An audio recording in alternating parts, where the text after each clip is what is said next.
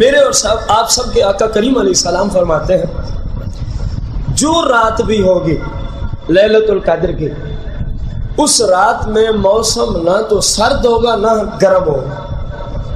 یہ نشانی پہلے ادا فرمایا۔ اس رات میں فرمایا نہ سردی ہوگی نہ، یعنی اگر شدید گرمیوں کا موسم ہو تو اس رات میں گرمی نہیں ہوگی، اگر شدید سردیوں کا موسم ہو تو اس رات میں سردی محسوس، کیونکہ رمضان تو بدلتا رہتا ہے نا، کبھی گرمی میں تو کبھی سردی میں آتا ہے۔ تو میرے آقا کریم نے پہلی علامت دی لیلۃ القدر کی رات کی، فرمایا وہ رات خوشگوار موسم کی ہوتی ہے، نہ گرمی ہوتی ہے اور نہ سردی ہوتی ہے۔ آپ سب کو پتہ ہی ہے 21 کو کیا تھا،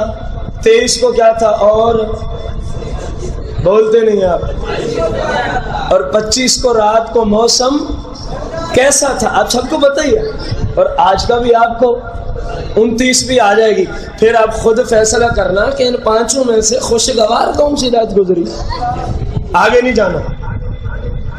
ہر بندہ خود فیصلہ کرے، ٹھیک ہو گیا۔ تو سرکار مدینہ علیہ السلام نے فرمایا کہ وہ رات کیسی ہوگی،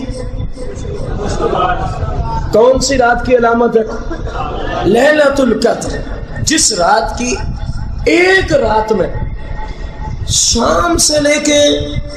حتی مطلع الفجر تک، سحری کا ٹائم ختم ہونے تک، اس رات میں اگر کسی نے اعتکاف کیا، اگر کسی نے وہ سمجھے میں نے 1000 مہینے سے زیادہ کا اعتکاف کر لیا، اگر اس رات میں کسی نے قرآن کی وہ سمجھے ایک بندہ 1000 مہینے قرآن کی تلاوت کرتا رہے لگاتار، نہ سوئے نہ تھکے نہ کھائے نہ پیے نہ طہارت کی حاجت ہو اس کو، جیسے کہ فرشتے ہیں، 1000 مہینہ وہ قرآن پڑھتا رہے، اتنا ثواب اس کو نہیں جتنا رب نے مجھے عطا فرما دیا ہے، کیونکہ لیلۃ القدر خیر من الف شہر۔ اور جس نے ان میں سے کسی رات میں لیلۃ القدر کی رات میں اللہ کی راہ میں مال خرچ کیا، مثال کے طور پر افطاری کرا دی، اللہ کی راہ میں مسلمان کسی کو بھی افطاری کراتا ہے تو اللہ کی پریشان کیوں ہو گئے، آپ جو اپنے گھر میں کراتے ہیں یہ بھی اللہ کی راہ میں صدقہ کرنے کا ثواب، یہ تو ہر کوئی کرتا ہے، رب کے محبوب کی شریعت میں کہیں کمی نہیں ہے۔ تو وہ ایسے ہی سمجھے